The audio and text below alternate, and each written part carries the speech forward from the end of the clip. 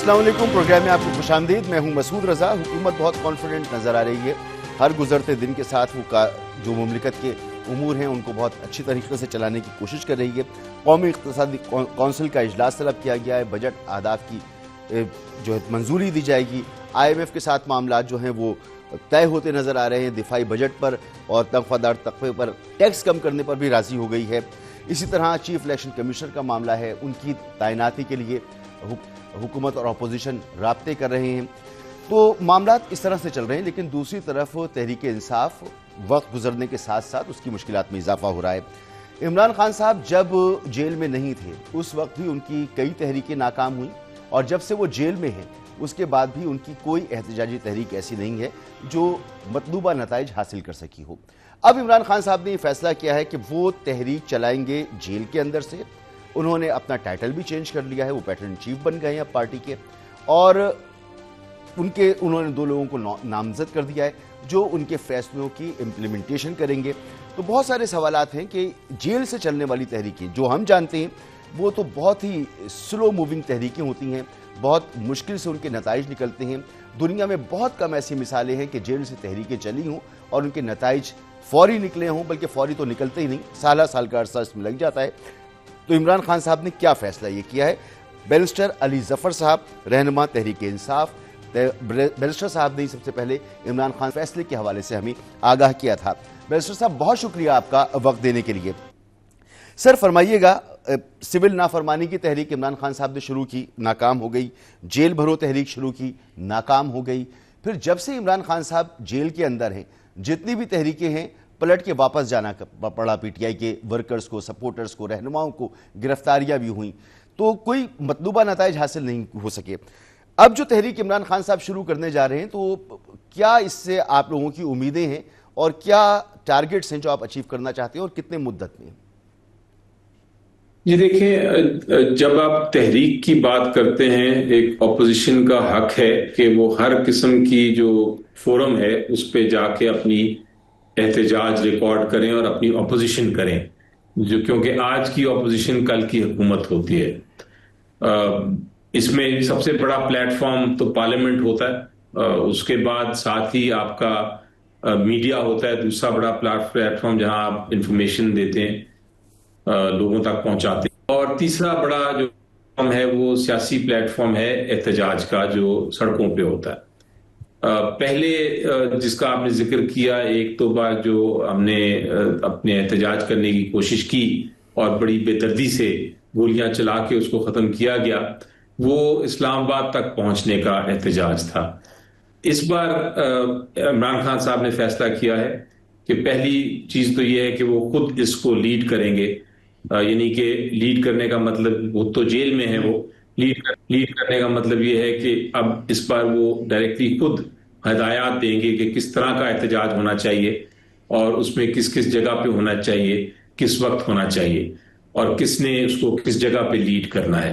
تو ساری چیزیں اس بار انہوں نے اپنی پاس رکھی ہیں کہ میں اس احتجاج کو لیڈ کروں گا، اور اس کو احتجاج کو امپلیمنٹ کرنے کے لیے یعنی ان کی ہدایات جو ہیں وہ کہاں تک پہنچیں گی، یہ نہیں ہوگا کہ 10 لوگ مختلف ہدایات دے رہے ہیں یا مختلف چیزیں بات کر رہے ہیں۔ اس احتجاج کے بارے میں جو انہوں نے ڈیزگنیٹ کیا ہے، چیف جو ہیں ان کے اس معاملے میں، وہ ہیں عمر ایوب صاحب، جی، اور ان کو انہوں نے ساتھ یہ کہا ہے، یہ بھی کہا ہے کہ چونکہ اس بار ہم اسلام آباد نہیں آئیں گے، یہ احتجاج ملک بھر میں ہوگا، گلی گلی کوچے کوچے میں ہوگا، پرامن ہوگا اور آئین کے مطابق ہوگا، اور اس کا کوئی ڈیوریشن نہیں ہوگی، یعنی یہ نہیں کہ 1 دن یا 1 گھنٹہ یا 2 گھنٹے ہوگا۔ یہ اس کا کیا رد عمل ہے، کیا فائنل اسٹریٹجی ہے، وہ obviously انہوں نے پارٹی کو کہا ہے کہ آپ اسٹریٹجی بنا کے اس کا plan a, plan be, plan سی بنا کے مجھے دیں، اس کے بعد اس پہ جب عمل درآمد ہوگا اس پلان پہ، اس اسٹریٹجی پہ، پھر احتجاج شروع ہوگا۔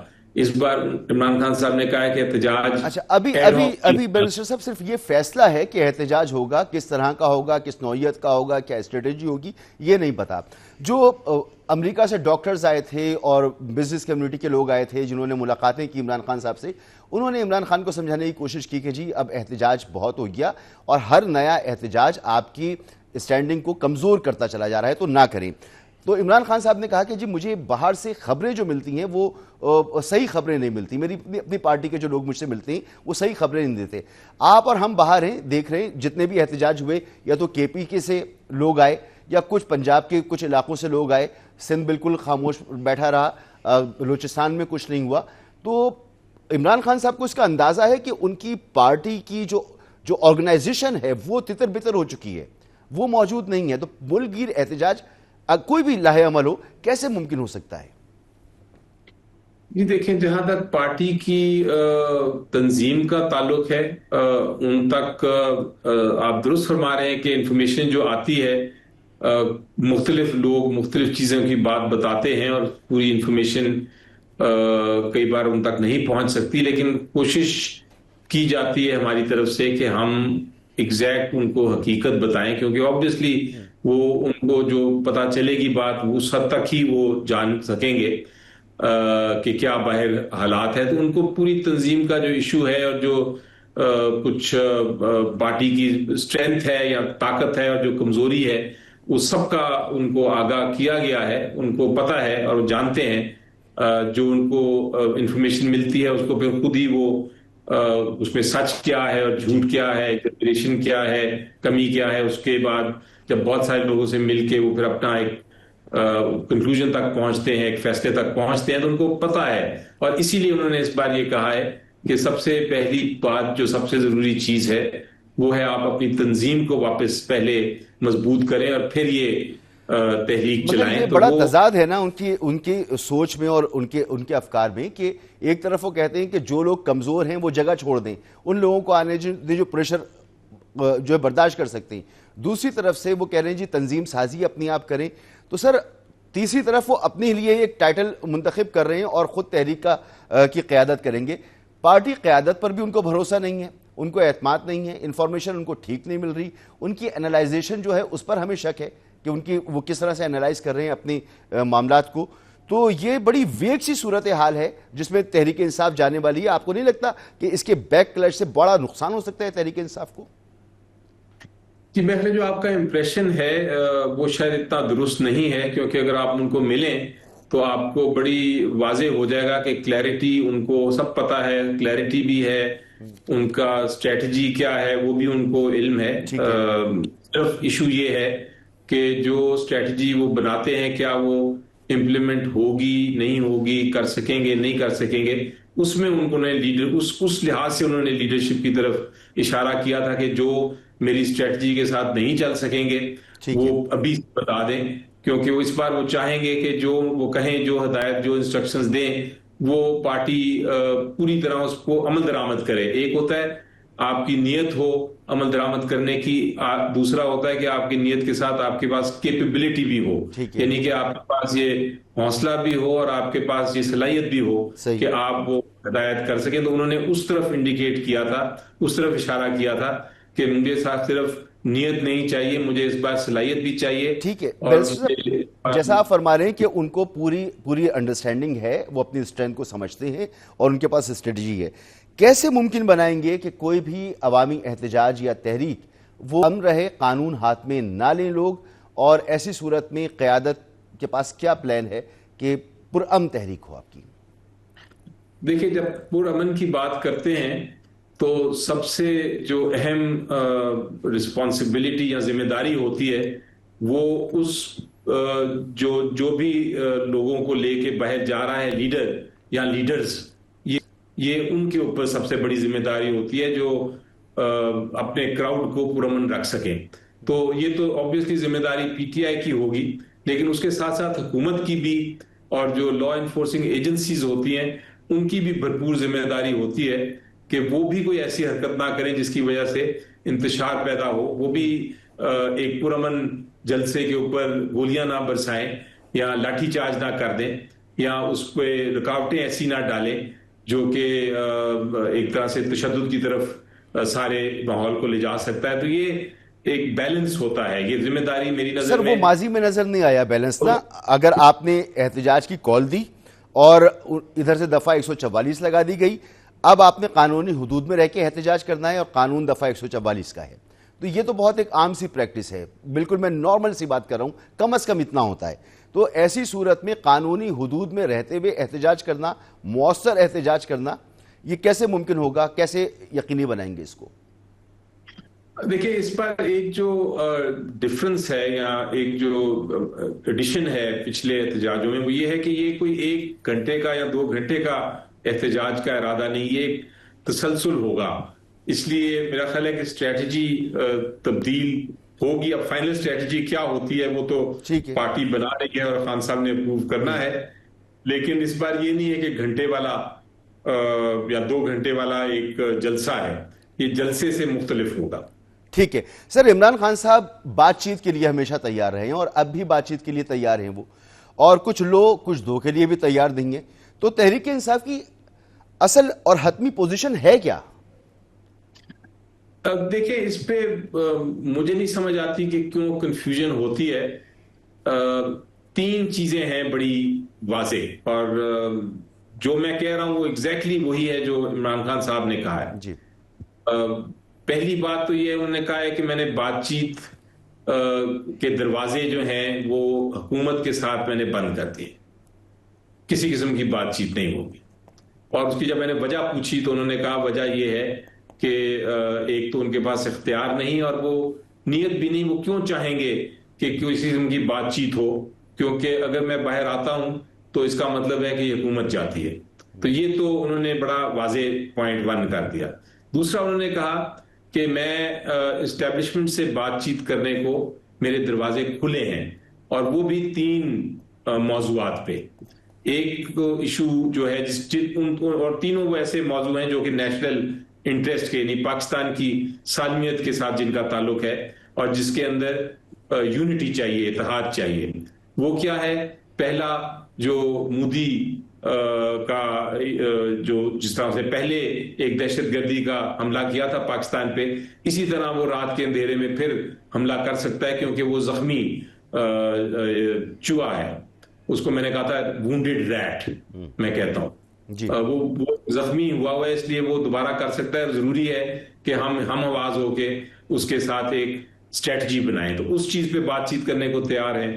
دوسرا, عمران خان صاحب کا خیال ہے کہ دہشت گردی کے واقعات بہت بڑھ رہے ہیں اور بڑھتے جائیں گے, اور جو ہمارے دشمن ہیں وہ اس کو آگے لے کے جانے کی کوشش کریں گے. اس لیے اس کے اوپر بھی ایک اسٹریٹجی بنانے کی ضرورت ہے, اتحاد کی ضرورت ہے.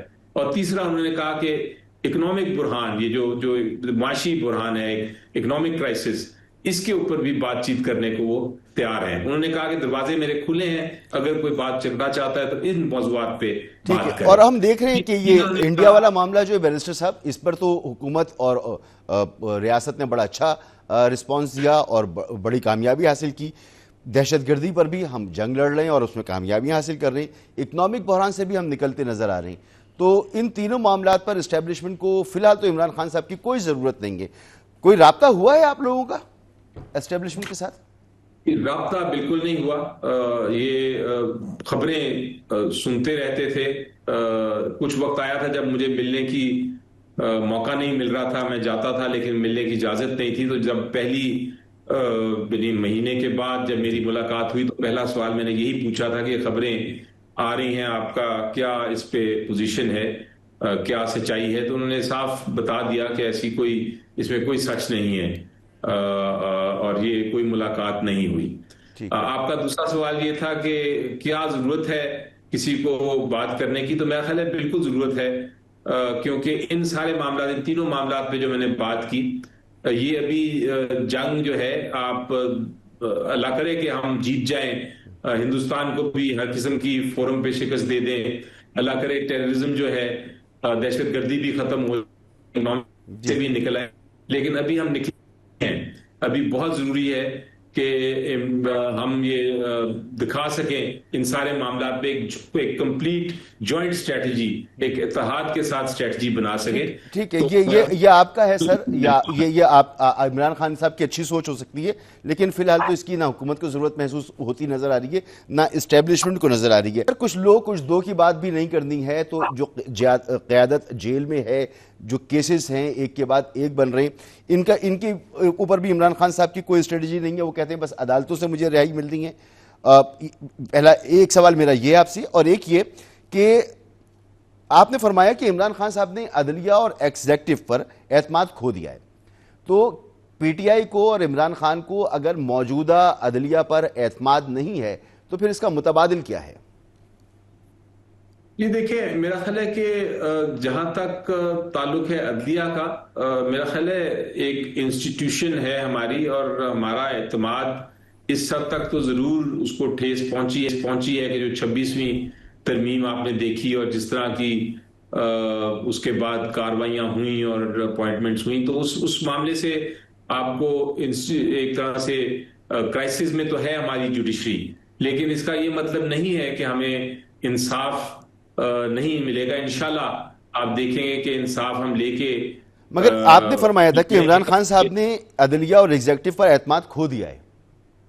جی، اسی لیے چونکہ یہ اب عدلیہ کو عمران خان صاحب کے مطابق ضرورت ہے ایک طرح سے ایک دوست کی جو اس کو واپس کھڑا کر سکے، جو عدلیہ کی آزادی ہے اس کو حاصل کر سکے دوبارہ سے. اس کے لیے انہوں نے احتجاج کی کال بھی دی ہے. اچھا، اس کے لیے دی ہے، اور عدلیہ بھی ان کو ضرورت ہے رول آف لا کی، اور ان کی مدد کرنی چاہیے ہمیں ایز این اپوزیشن، ایک احتجاج کے ذریعے، ایک موومنٹ کے ذریعے. سر مجھے جواب نہیں ملا کہ وہ آپ کے کیسز بھی وہاں پر ہیں، آپ کو اعتماد بھی نہیں ہے. اعتماد ہے یا نہیں ہے؟ نہیں، دیکھیں، ہمیں عدلیہ پہ تو اعتماد ہے، لیکن ہمیں پتہ ہے کہ انشاءاللہ انصاف جو سچ ہوتا ہے وہ حاصل کر کے دکھائیں گے. اور عمران خان صاحب کو بھی اعتماد ہے؟ یہ چاہے ہم ادھر ہائی کورٹ سے نہ لے سکیں یا لوور کورٹ سے نہ مل رہا ہو، ہمیں سپریم کورٹ سے مل جائے گا. تو یہ ہم نے وہ بیٹل تو لڑنی ہے، اس پہ بڑے کلیئر ہے، واضح ہیں عمران خان صاحب کہ آپ نے اپنی عدلیہ کے کیسوں میں، آپ نے جو کیسز ہیں ہمارے، ان کو پوری طرح آپ نے لڑنا ہے اور بھرپور سے لڑنا ہے، چاہے جتنی بھی دشواریاں سامنے پیش ہوں. الگ بات ہے کہ عدلیہ اس وقت بڑی کرائسس میں ہے، اور یہ الگ بات ہے کہ سر ایک آخری سوال میں آپ سے پوچھنا چاہوں گا کہ اگر آپ کا یہ جو احتجاج ہے یہ کامیاب نہیں ہوتا تو پھر متبادل کیا ہے، پھر دوسرا راستہ کیا ہے، پلان بی کیا ہے؟ دیکھیں، تینوں جو فورمز ہیں میں نے آپ کو بتایا، تینوں فورمز، پارلیمنٹ ہو جائے، میڈیا ہو جائے، احتجاج سڑکوں پہ ہو جائے، مختلف فورمز پہ احتجاج ہو جائے، یہ ساری قانونی جنگ ہو جائے، یہ ساری بیٹل فیلڈز جو ہیں اس پہ ہم لڑتے رہیں گے، اور یہی تحریک ہوتی ہے. آپ گیو اپ نہیں کر سکتے. آپ کا ایک احتجاج فیل ہوتا ہے، آپ دوسرا کریں گے، دوسرا آپ کا کامیاب نہیں ہوتا، تیسرا کریں گے. آپ کو کہیں کیس آپ کے خلاف ہوتا ہے، آپ اس کی اپیل کریں گے، اپیل آپ کے خلاف ہوتی ہے، آپ اس سے اوپر جائیں گے. تھینک یو سر، بہت بہت شکریہ بیرسٹر علی ظفر صاحب، رہنما تحریک انصاف. گفتگو آپ نے سنی.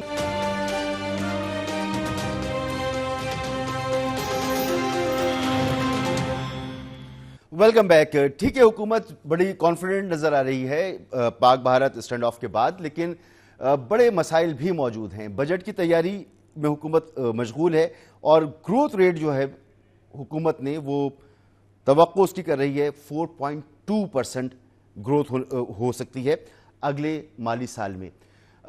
بین الاقوامی ادارے جو ہیں وہ اتنی گروتھ کی توقع نہیں کر رہے، لیکن حکومت نے یہ ٹارگٹ رکھا ہے. اسی طرح سے ٹیکس جمع کرنے کے جو اہداف ہیں وہ بھی بہت ہائی ہیں. تو اہداف بڑے ہائی ہیں. ڈیولپمنٹ پہ بجٹ کم خرچ ہوگا، اور ساتھ ساتھ پولیٹیکل انریسٹ بھی موجود ہے. تو حکومت کیا اسی کانفیڈنس کے ساتھ آگے بڑھتی چلی جائے گی، یا بجٹ کے بعد مسائل میں اضافہ ہو سکتا ہے حکومت کی؟ کیونکہ مولانا فضل الرحمان صاحب بھی ایک احتجاج کی بات کر رہے ہیں، عمران خان صاحب نے بھی ایک احتجاج کی بات کی ہوئی ہے، اور پھر بجٹ کوئی بہت ایسا بجٹ نہیں ہے آنے والا بجٹ جو عوام کو بہت زیادہ ریلیف دینے والا بجٹ ہو. تو عوام میں بھی بے چینی بڑھے گی. تو آگے کا منظرنامہ کیا نظر آئے گا بجٹ کے بعد؟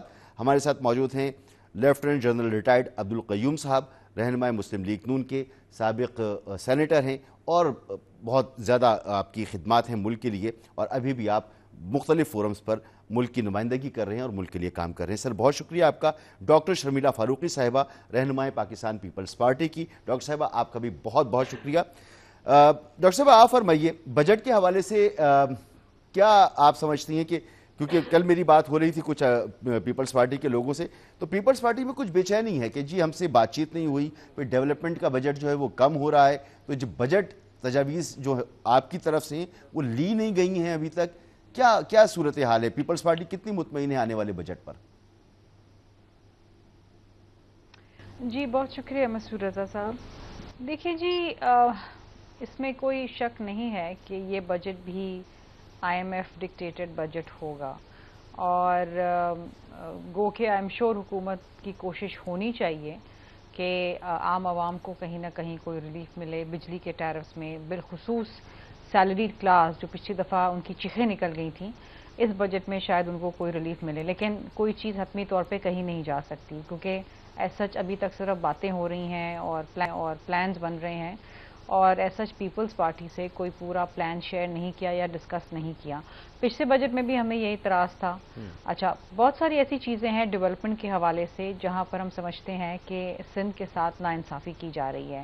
NHA کے جتنے پروجیکٹس تھے 106 میں سے صرف 6 جو ہیں وہ سندھ کو دیے گئے ہیں، اور اس میں سے جو 33 پروجیکٹس ہیں وہ پنجاب کو دیے گئے ہیں.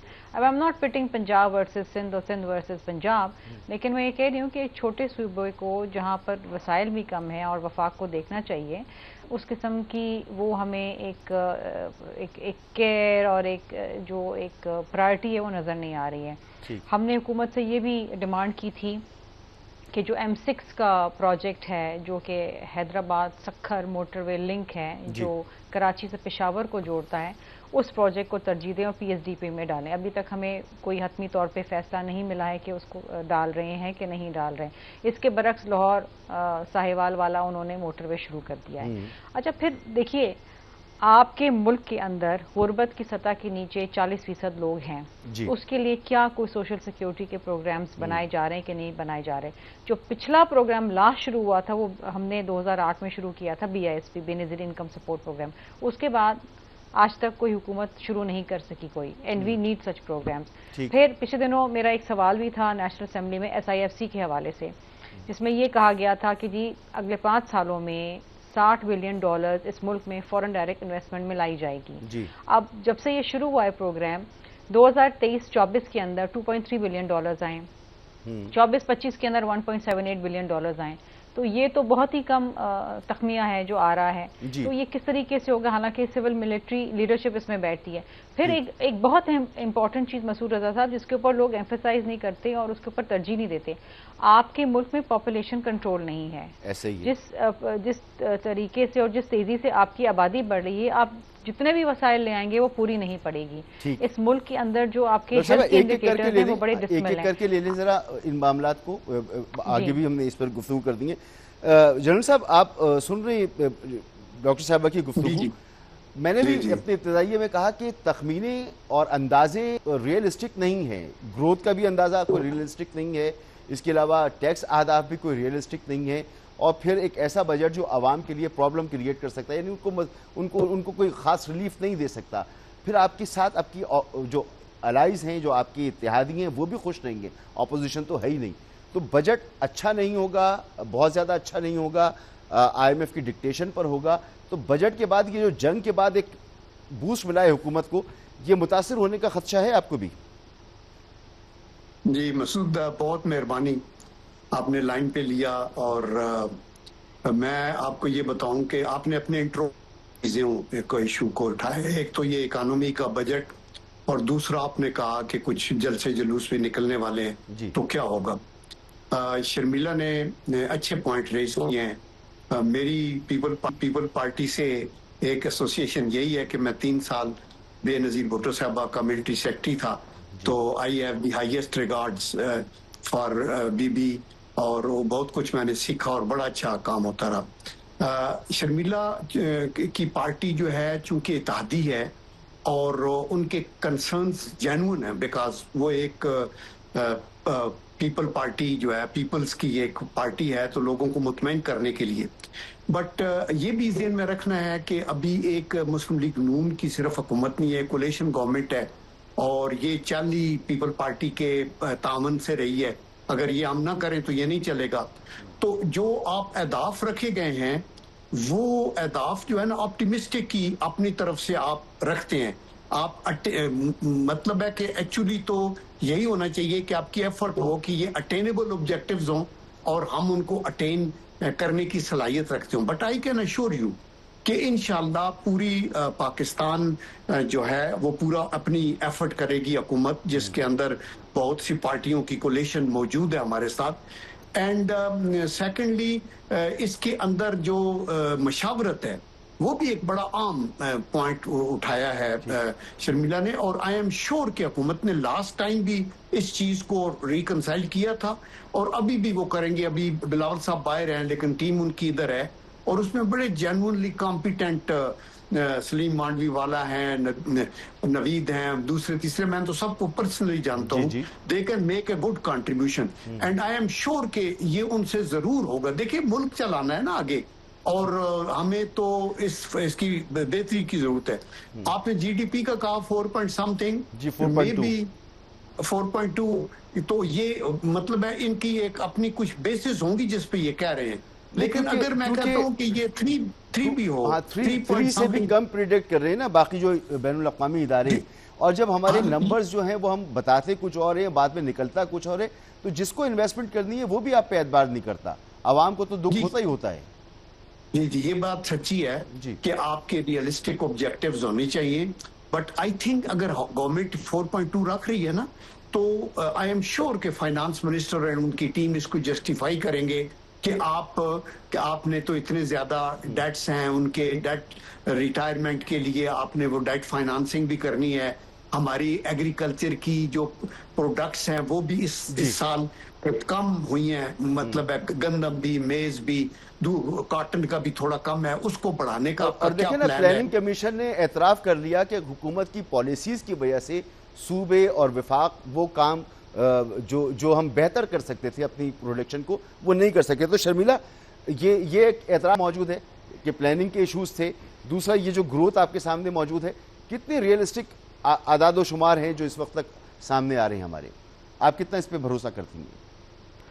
دیکھیے مسعود صاحب، دیکھیے ایمبیشس ٹارگٹس رکھنے سے یہ ہرگز طے نہیں ہوتا اور یہ سرٹن نہیں ہوتا کہ آپ ان کو اچیو بھی کر پائیں گے. پچھلے بجٹ میں 1.3 ٹریلین جو ہے وہ ایف بی آر کا ٹارگٹ رکھا گیا. They miserably fail to achieve that target. اس میں ہوا یہ کہ لوگوں کے ساتھ زیادتی ہونا شروع ہو گئی، ٹیکس کے نوٹسز، پکڑ دھکڑ، زبردستی پیسے نکالنا، پھر بھی وہ ٹارگٹ اچیو نہیں ہو سکا. اچھا اس دفعہ آئی ڈونٹ نو ان کا ٹارگٹ کیا ہے. ابھی میں دیکھ رہی تھی کہ آج صبح سے آ رہا تھا کہ 1000 ارب روپے کا جو ہے وہ پی ایس ڈی پی رکھا گیا ہے. اس میں مطلب میں نے 2-3 شوز اور کیے ہیں تو اس میں یہ کہا گیا کہ جی یہ بڑا زبردست ہے. بات یہ کہ پچھلے بجٹ کے اندر بھی جو ابھی ہمارا کرنٹ فائنینشیل ایئر ختم آدھا بھی خرچ نہیں ہوا تھا، اس میں جو وزارتوں کو جو پیسے دیے گئے تھے اس میں سے انہوں نے صرف 41% جو ایلوکیٹڈ پیسے تھے وہ خرچ کیے، باقی سارے لیپس ہو جائیں گے. تو یا تو وزارتوں کے پاس کیپیسٹی نہیں ہے کہ ان کو خرچ کس طریقے سے کرنا ہے، وہی پلاننگ کا فقدان ہے نا. پھر کئی ایسے ٹارگٹس ہائی رکھ لیے، نمبرز لگ دیے، لیکن اصل میں خرچے کے لیے ریلیز ہی نہیں کر رہے، وہ کام ہی نہیں کر رہے. تو یہ اس سے پھر ریلیز پتہ ہے کیا ہوتا ہے؟ ریلیز روایتی طور پہ کیا ہوتا ہے کہ جو 3rd کوارٹر ہوتا ہے، 4th کوارٹر ہوتا ہے، وہ بالکل جون سے پہلے ریلیز ہوتا ہے. تو جب وہ جون سے پہلے ریلیز ہوگا تو وہ لگے گا کیسے آن گراؤنڈ؟ یہ بڑے پروسیجرل لیپسز ہوتے ہیں، یہ باٹل نیکس یہ لیپس نہیں ہوتے ڈاکٹر صاحبہ، یہ تو ہم جانتے ہیں یہ پلاننگ کے ساتھ ہوتا ہے نا ایسا، کیونکہ آپ نے نمبرز یہ رکھ لیے ہوتے ہیں، خرچہ آپ کو نہیں. بہت دفعہ مسعود رضا صاحب لیپس بھی ہو جاتے ہیں. اب کلائمیٹ چینج ایک بہت بڑا ایشو ہے ہمارے ملک میں بالخصوص. اس کی منسٹری کے پاس جو پیسے رکھے گئے تھے اس میں سے انہوں نے صرف 27% یوز کرے. تو آپ نے تو لگائی نہیں نا کلائمیٹ چینج میٹیگیشن کے اوپر پیسے. اب بات یہ ہے کہ اس ملک میں اگر آپ دیکھیں جو ہیلتھ انڈیکیٹر جس کی میں ابھی بات کرنا چاہ رہی تھی، آپ کا ملک جو ہے is making headlines in the highest number of hepatitis C cases in the world, 8.8 million. اس کے لیے آپ کیا کر رہے ہیں؟ ٹھیک ہے. سملرلی ڈائبٹیز، اس کے بعد آپ دیکھیے سٹنٹنگ، 40% بچے سٹنٹڈ ہیں، میل نیوٹریشن ہیں. اس حوالے سے دیکھیں نا، اگر آپ پولیو، آپ اس دفعہ اس سال پولیو کے کیسز، ابھی گلگت بلتستان میں پہلا کیس نظر آیا ہے. اب آپ یہ دیکھیے کہ اگر آپ ایک قوم کو، لولی لنگڑی قوم کو آپ بنا رہے ہیں اور پرورش دے رہے ہیں، آپ پولیو نہیں ختم کر پا رہے اپنے ملک سے، تو یہ تو بیسک انڈیکیٹرز ہیں نا ہیلتھ کے. باقی تو چیزیں آپ چھوڑ دیں، ڈینگی سے لوگ مر جاتے ہیں ہمارے یہاں ملک میں، ملیریا سے مر جاتے ہیں، آپ کا جو پوائنٹ ہے، آپ کا پوائنٹ یہ ہے کہ حکومت ایمبیشس ٹارگٹ رکھے، یہ اس میں مسئلہ نہیں ہے، لیکن اس کی پرفارمنس، اس کی استعداد ہی نہیں ہے کہ وہ حکومت ریئلسٹک ٹارگٹس رکھے، ریئلسٹک ٹارگٹ رکھے، اور جو رکھے یہ کہنا جی ہم بڑے، دیکھیے مسعود رضا صاحب، میں ایک چیز میں بلیو کرتی ہوں کہ دیکھیے پہلے آپ اپنی قوم کو سنواریں، اس کی صحت، اس کی تعلیم کو سنواریں، تاکہ آپ ایک صحت مند تعلیم یافتہ قوم کی پرورش کریں. آپ بڑے بڑے 18ویں ترمیم کے بعد اب صوبائی سبجیکٹ ہے نا، یہ تو 18ویں ترمیم کا صوبائی سبجیکٹ ہے. بالکل ہے، بالکل ہے، لیکن دیکھیے، لیکن جب میں بات کرتی ہوں امیونائزیشن کی، وہ وفاق کی ذمہ داری ہے. امیونائزیشن جو ہے that is still with the federal government, اور وہ 4 صوبوں کے اندر وہ اس کو لے کے چلتے ہیں. ہاں، آپ کی جو ایڈمنسٹریٹولی آپ کی جو سپورٹ ہوتی ہے وہ صوبے آپ کو دیتے ہیں. یہ ہیپاٹائٹس سی، آپ اس کے اوپر کوئی اسٹریٹجی لے کر آئیں، پولیو کے اوپر آپ لے کر آئیں. دنیا بھر سے ختم ہوگی خدا را، آپ اپنے ملک سے کیوں نہیں ختم کر پا رہے ہیں؟ آپ اپنے قوم کے بچوں کو تو بچائیں نا. ٹھیک ہے جنرل صاحب، اب یہ شرمیلا کا کہنا یہ ہے کہ آپ ریئلسٹک ٹارگٹ بھی رکھیں اور پھر پرفارم بھی کر کے دکھائیں. اب ہیپاٹائٹس کی بات، پولیو کی بات کی، واٹر بورن ڈیزیز ان کو بھی کہا جا سکتا ہے، کیونکہ ٹرانسمٹ ہوتی ہیں اور پانی کی وجہ سے زیادہ پھیلتی ہیں، اور یہ جو ہیپاٹائٹس ہے اس کی اور بھی وجوہات ہوتی ہیں. اب پورے پاکستان میں پانی جو ہے وہ، آپ کشمیر سے شروع ہو جائیں اور کراچی تک آ جائیں، صاف پینے کا پانی میسر نہیں ہے. تو یہ 18ویں ترمیم کے بعد اب اتنا وقت گزر گیا، اس میں بھی ہم کامیاب نہیں ہو سکے. تو بار بار بات کی جاتی ہے 18ویں ترمیم کو ریوزٹ کرنے کی، اس میں جو خرابیاں رہ گئی ان کو ٹھیک کرنے کی. تو آپ کو لگتا ہے کہ یہ اسٹرکچرل معاملات ہیں، یہ آئینی معاملات ہیں، یا یہ ول کے معاملات ہیں جو ہمیں میٹرلائز ہوتے ہوئے نظر نہیں آتے؟ دیکھیں، یہ ہیلتھ اور ایجوکیشن کے جو ایشوز ہیں بڑے امپارٹنٹ ایشوز ہیں، اور آپ نے بڑا رائٹلی پوائنٹ آؤٹ کیا کہ یہ 18th امینڈمنٹ کے بعد آپ کے یہ پروونسز کو ہینڈل کرنا ہے. اور آپ یو کین ویل امیجن کہ اسٹیٹ آف ایجوکیشن کیا ہے سارے صوبوں میں. آپ دیکھ لیں، کمپیئر بھی کر لیں، ہیلتھ کے بھی دیکھ لیں کہ کہیں جہاں اچھائی ہے وہ نظر آتی ہے، جہاں نہیں ہے وہ تو جو ڈیوٹی فیڈرل گورنمنٹ کی اس کو وہ بھی کرنی چاہیے. 18th امینڈمنٹ جو ہے نا، یہ ایک امینڈمنٹ نہیں ہے، یہ کوئی پتہ نہیں 83 103 یا کتنی امینڈمنٹس ہیں، اور یہ آلریڈی ریوزٹ ہوتی رہتی ہے، اور اس میں بہت چینجز بھی ہوتی رہی ہیں. کچھ الیکشن کمیشن کی اس کے لیے تو وہ بھی کوئی حرف آخر نہیں ہے، لیکن براڈر ایشوز کے اوپر اس پہ سارے ایگری کرتے ہیں. تو آئی ایم شیور کہ دے شوڈ سٹ ٹوگیدر. اور یہ جو شرمیلا پوائنٹ اٹھا رہی ہیں، یہ رائٹلی فورم اس کا پارلیمنٹ ہے، سینٹ ہے، وہاں کوشچن آورز کے اندر بھی یہ اٹھائی جائیں اور کنسرنڈ منسٹر جواب دیں، اور پھر جب یہ بجٹ کی میٹنگز ہوں ان کے اندر بھی ہائی لائٹ کیے جائیں. وہ دیکھیں نا، وہ سوالات بھی اٹھ رہے ہیں، وہاں پر بات بھی پہنچتی ہے. حکومت نے اپنے اخراجات بھی کم نہیں کیے، قرضے بھی ماشاءاللہ ٹھیک ٹھاک لیے. ہمیں سبسٹینشل گروتھ دکھا تو رہی ہے حکومت، لیکن وہ ایک پائیدار گروتھ نہیں ہے، عارضی گروتھ ہے، کیونکہ قرضوں کی وجہ سے یہ تمام معاملات ہیں. تو ان تمام معاملات کے ساتھ حکومت نے چلنا ہے. تو اب ان کے ساتھ میں اگلے موضوع کو جوڑنا چاہ رہا ہوں. عمران خان فیکٹر کو اب آپ کہاں دیکھ رہے ہیں موجودہ وقت میں؟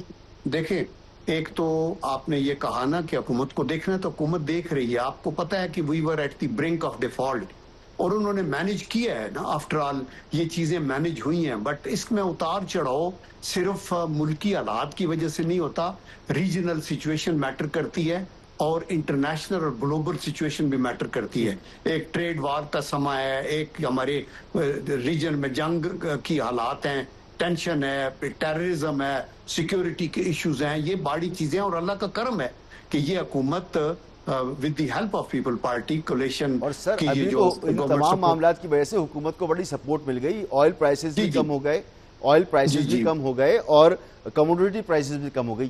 وقت سمیت سر عمران خان فیکٹر کو ذرا بیان کر دیجئے. دیکھیں، ہم عمران خان فیکٹر کو میں یہی کہنا چاہتا ہوں کہ ان کے اوپر کیسز ہیں، ان کو ریلیف اگر مل سکتی ہے تو عدالتوں سے مل سکتی ہے، اور آئی ایم شیور کہ دے ول ڈو دیئر بیسٹ کہ ان کو یہ ریلیف ملے.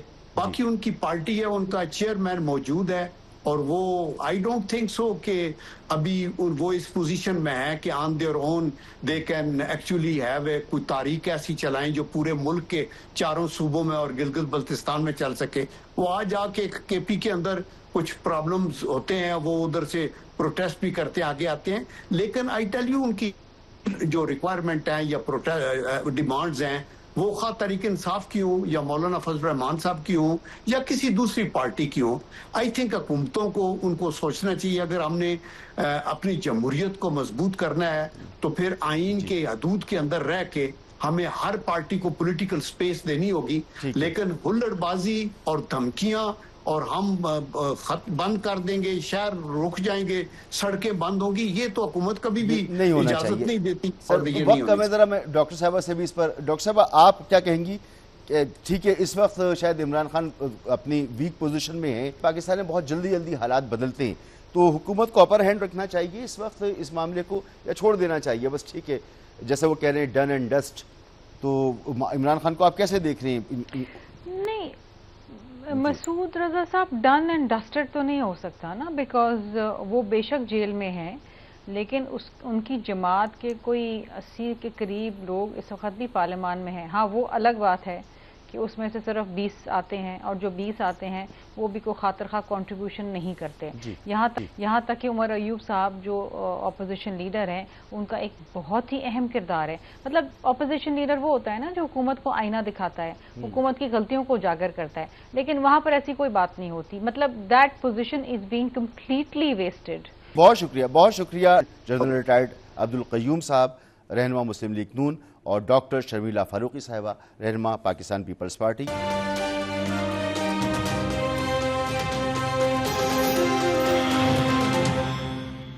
वक्त मेरे पास ख़त्म हो गया। एक बार फिर शुक्रिया अदा करूंगा, बैरिस्टर अली ज़फ़र साहब हमारे साथ मौजूद थे, अब्दुल क़य्यूम साहब हमारे साथ मौजूद थे, डॉक्टर शर्मिला फारूकी साहिबा हमारे साथ मौजूद थी। प्रोग्राम आपने देखा, इजाज़त दीजिए, अल्लाह हाफ़िज़।